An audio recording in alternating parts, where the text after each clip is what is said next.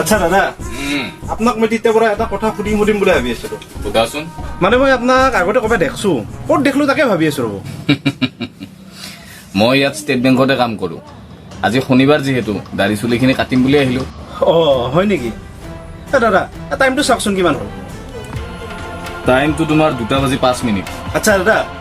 আপুনি এটা কাম কৰক 1 ঘণ্টা পিছত আহক মানে এতিয়া মোৰ লাঞ্চ টাইম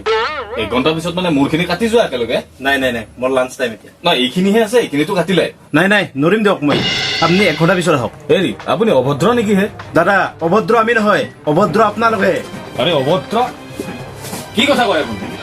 আমি কি অভদ্ৰামি কৰিম চাওক দাদা আমাৰ দৰে সাধাৰণ মানুহবিলাকে যেতিয়া আমি সাধাৰণ কাম এটা লৈ SBI বেংকত যাওঁ নহয়